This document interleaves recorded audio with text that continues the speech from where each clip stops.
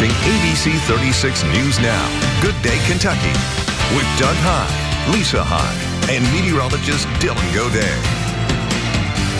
Hey, welcome back into Good Day. Well, our friends at UK Cooperative Extension Office, they help us on 1,001 topics here.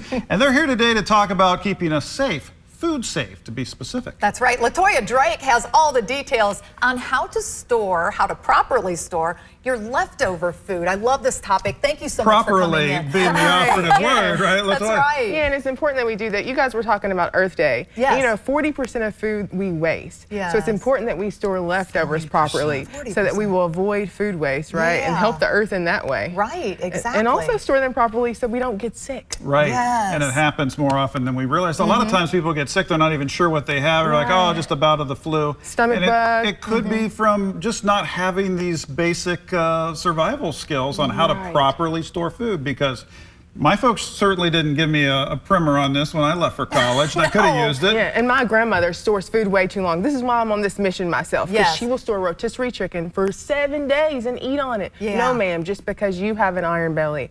Everybody does not. Right. And you should only be storing leftovers for 3 to 4 days in the refrigerator. Yes. And about 3 to 4 months in the freezer. Although in the freezer, things are going to last indefinitely. Right. Yeah. However, the quality of that will go down. Right, right. The safety will be fine. Yes, especially if the containers aren't airtight and things like that. It can get freezer burn and all of that. So this goes back to your wasting 40% then. Yeah. So if we've got freezer food, we've got to really kind of be on the ball here and make sure that we're actualizing this food so that we don't have to throw it away. Right, and you can learn strategies. I'm always going to plug Extension. Reach out to your local Extension office to learn strategies to use those foods, because what good is saving them if you're not going to use them? That's right. And you also want to cook any food that you use in the beginning to the appropriate temperature. That's key with making sure your leftovers are going to be safe to begin with. Right. You want to cook them to whatever temperature that is for whatever meat that is. Yeah. And you want to keep hot foods hot and cold foods cold, and avoid that danger zone, right? Because foods are going to breed bacteria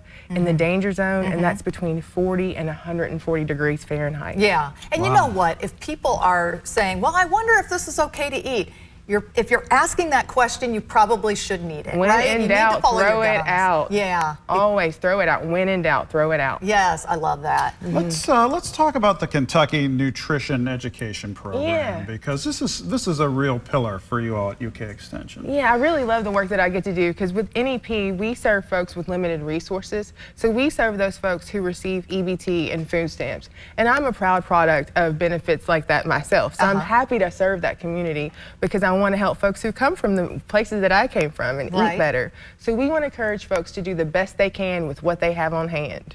Absolutely. And you know, why are you so passionate about this topic too? What really made you so passionate? Girl, I almost died in Oregon. I got food poisoning. I was telling you, I got food poisoning. So I'm super passionate about making sure others avoid food poisoning, because we need to understand that it could just, you might think it's a stomach bug, but it could be more serious for those folks who might be pregnant or elderly or those young folks. So we want to be really just concerned with food safety rules and things to avoid foodborne illness and food poisoning, because it can really cause you some damage. Oh, it really can. So step one's admitting that we don't have this constellation of examples in our inventory. So where can we find them? How can we dial into UK Extension to learn more and to be more user-friendly with making sure we're taking care of our leftovers? So definitely in all 120 counties across Kentucky, there's a University of Kentucky Cooperative Extension Service. So reach out to the one in your county. You can also find us at NEP at planeatmove.com, and we have a variety of blog posts.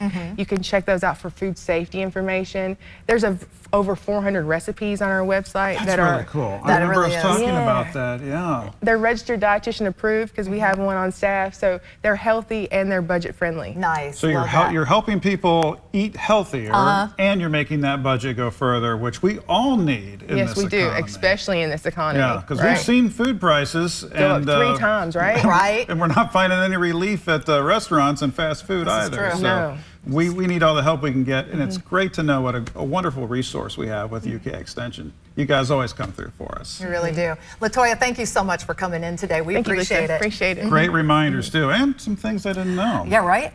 Don't get rid sick. of that. Some of that old leftover food. We're back after this. Stick around.